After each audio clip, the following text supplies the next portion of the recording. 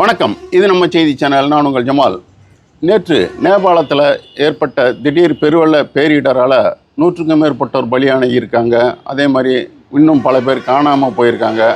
நம்ம தமிழகத்தை சேர்ந்த ஆன்மீக சுற்றுலா பயணம் போனவங்க கூட ஒரு 50க்கும் மேற்பட்டவரோட நிலைமை இன்னும் என்னன்னு தெரியல. ஒரு 21 பேர் மீட்கப்பட்டிருக்காங்க.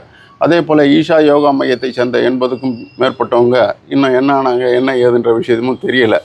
அங்குள்ள மக்களும் பாதி பேரோட நிலைமை என்ன தகவல்னு தெரியாமல் இருக்குது. அந்த பேரிடர் எப்படி ஏற்பட்டுச்சு, எதனால் ஏற்பட்டுச்சு அப்படின்ற விஷயங்களை 2 நாட்களாகவே நாம் செய்தியாக பார்த்துட்ருக்கோம். ஆனால் நாம் பார்க்க வேண்டிய ஒரு விஷயம் என்னென்னாக்கா, இவ்வளோ ஒரு பெரிய பேரிடர் நேபாளத்துக்கு மட்டுமில்லை, நமக்கு மட்டுமில்லை, உலக நாடுகளுக்கு ஒரு எச்சரிக்கையாக இருக்குது. நாம் சர்வசாதாரணமாக இயற்கையோட அத்துமுறைகளை நடத்திட்டுருக்கோம். மனித தவறு தான் இந்த மாதிரி இயற்கையோட பேரிடருக்கெல்லாம் காரணமாகுது. நாம் அதை பற்றி கொஞ்சம் கூட பின் விளைவுகளை யோசிக்கிறதே கிடையாது. கடந்த 2015 நாம் இதை அனுபவிச்சிருக்கோம். அந்த மாதிரி அத்துமீறலில் தான் அப்போ ஏற்பட்ட பெரு வெள்ளத்தில் சென்னை பெருநகரம் சீரழிஞ்சு ரொம்பவும் இக்கட்டான நிலைமைக்கு ஆளாச்சு. நிறைய பகுதிகள் மூழ்கிச்சு, நிறைய பேர் தவிச்சாங்க. ஒரு துண்டு ரொட்டிக்காகவும் கொஞ்சம் தண்ணீருக்காகவும் நிறைய அவதிப்பட்டாங்க. தன்னார்வ தொண்டு நிறுவனங்கள் தான் அந்த நேரத்திலலாம் உதவுச்சு. ஆனாலும் நமக்கு எந்த விதமான ஒரு திருத்தமும் செய்துக்கிறதுக்கான வாய்ப்பு இல்லாமல் இருக்குது. ஏன்னா மனுஷன் விஞ்ஞானம் வளர்ச்சி அப்படின்னு சொல்லிட்டு இயற்கையை அத்துமீறி அழிக்கிறதுலையே தான் குறியாக இருக்கான். அதனால தான் இன்றைக்கி இயற்கை அதனோட நேரம் வரும்போது தன்னோட பலத்தையும் சுயரூபத்தையும் காட்டிடுது. நமக்கு ஆட்சி, அதிகாரம், ஆள், பலம் இதெல்லாம் இருக்குதுன்னு சொல்லிட்டு ஆறு, குளம், குட்டை, நீர்நிலைகளை நாம் விட்டு வைக்கிறதில்ல. அதை ஏரின்னு கூட பார்க்காம நம்ம ஏரியாவாக மாற்றிக்கிறதுல தான் நம்ம குறியாக இருக்கும். இது ஏன் அதுக்குன்னு ஒதுக்கப்பட்ட இடங்களில் இருக்கிறது தான் அதுங்களோட பாதுகாப்பு, மனுஷனுக்கான பலமும் கூட.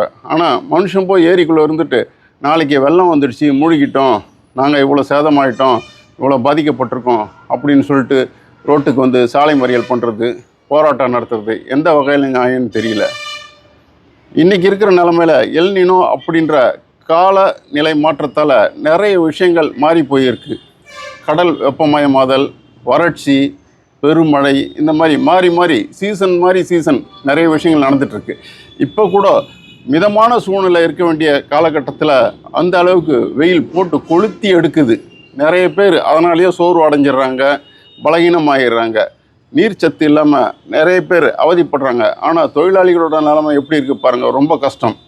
அதனால தான் நமக்கு இயற்கை அப்பப்போ ஏதாவது ஒரு வகையில் எச்சரிக்கை பண்ணுது. ஆனால் நாம் எதையுமே, அதாவது மறக்கக்கூடாத ஒரு விஷயத்தை மறந்துட்டு பணம் மட்டுமே பிரதானம்னு சொல்லிட்டு குட்டையாக காலி பண்ணு, ஏரியா காலி பண்ணு, இப்படி தான் போயிட்டுருக்கோம். ஏரியா இருக்கிறத ஏரியாவே வச்சுருக்கணும். அதை நம்ம ஏரியாவாக மாற்றிட்டு அதுக்கப்புறம் நம்ம மூழ்கிட்டோம் அப்படின்றதுல அர்த்தமே இல்லை. அதுக்காக நஷ்டம் ஈடு ஆகிப்போச்சு, எங்களுக்கு இவ்வளோ இழப்பீடு கொடுங்கன்னு சொல்லிட்டு போராட்டம் பண்ணிட்டு இருக்கிறதுலையும் அர்த்தமே இல்லை. குட்டை காணாமல் போயிருக்கு, ஏரி சுருங்கி போயிருக்கு, ஆறோட நீளம் குறைஞ்சி போயிருக்கு. இப்படி தான் இவங்களோட அத்துமீறல் எல்லை மீறி போயிட்டுருக்கு. இதெல்லாம் எப்போ தெரியுதுன்னா, இயற்கை தன்னோட கணக்கை தீர்க்கும்போது தான் இந்த ஆக்கிரமிப்புக்கும் அத்துமீறலுக்குமான பதில் கிடைக்குது. இயற்கை யாரையும் அந்த மாதிரி போகவே சொல்லலை. அதனோட பாதையில் அது போயிட்டுருக்கு. இவங்க தான் குறுக்கிட்டு அத்துமீறிட்டு போயிட்டுருக்காங்க. இப்போ கூட நம்ம இந்த கடந்த 5 வருஷ காலம் 6 வருஷ காலம் முடிஞ்ச பிறகு கூட இன்றைக்கும் பார்த்திங்கன்னா தமிழகத்தோட பல பகுதிகள் மலை வாசஸ்தலமாக இருந்தாலும் சரி, அங்கேயும் மலையை குடைஞ்சி ரிசார்ட் கட்டுறது, சொகுசு பங்களா கட்டுறது, இப்படி எல்லா அதிகாரத்தோடு எல்லாத்தையுமே நடத்திடுறாங்க. அதே மாதிரி மலையை குடைஞ்சி பாலம் அமைக்கணும்னு சொல்லிட்டு இயற்கையோட உறுதியை சுத்தமாக குலைச்சிடுறாங்க. ஏரி குளங்களையும் விட்டு வைக்கிறது இல்லை. கவுன்சிலரோட ஆதரவு முதற்கொண்டு ஏதாவது ஒரு குடிசையை போட்டு அந்த இடத்துல இந்த ஏரி இவங்களுன்ற மாதிரி ஒரு விஷயம் பண்ணிடுறாங்க. அதுக்கப்புறம் உள்ளாட்சி அமைப்புகள் மூலிமா என்னென்ன குடிநீர் தேவையா, சாலை வசதி தேவையா, மின்சார வசதி தேவையா, ஏதாவது ஒன்று எல்லாத்துக்குமே அரசியல்ன்ற பாலம் அவங்களுக்கு உதவிடுது. அதுக்கப்புறம் ஏரி சுருங்கி குட்டையாகுது, குட்டை சுருங்கி காணாமல் போயிடுது. மழை வரும்போது தண்ணி எங்கே போவோம்? அதனோட இடத்துக்கு தான் வரும். வீட்டுக்குள்ளே வந்துடுச்சு, வீடு மூழ்கிடுச்சின்னு சொல்லிட்டு ஐயோ அம்மானு கத்திட்டு இருந்தால் என்ன பிரயோஜனம் இருக்குது? கிடையவே கிடையாது. ஏரியும் குளத்தையும் அதனோட வாழ்க்கைக்கு அதை ஒதுக்கி வச்சுருங்க. அதுக்கிட்ட போய் நீங்கள் ஆக்கிரமிப்பு செய்யாதீங்க. ஆனால் நம்ம ஆட்களால் அது அப்படி பண்ணாமல் இருக்க முடியதில்லை. இதையெல்லாம் யோசித்து பார்த்து இனிமேலாவது இந்த ஏரி குளம் ஆக்கிரமிப்பை தடுக்கணும். அதாவது தமிழக அரசு, நம்ம சிஎம் விஜய் அவர்கள் தலைமையிலான தமிழக அரசு ஏரி, ஆறு, குளம், குட்டை, நீர்நிலை ஆக்கிரமிப்பை தடுக்க ஒரு உறுதியான நடவடிக்கை, தெளிவான நடவடிக்கை எடுக்கணும்.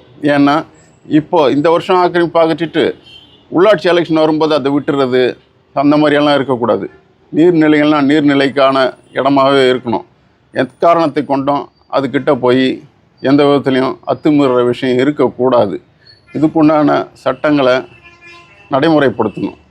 இல்லாவிட்டால் நீர்நிலைகள்லாம் காணாமல் போயிடும். ஆல்ரெடி காணாமல் போயிருக்குன்னு சொல்லிட்டு நம்ம த லீடர் அமைப்போட தலைவர் அண்ணாமலை அவர்கள் லிஸ்ட் எடுத்தே வச்சுருக்காரு.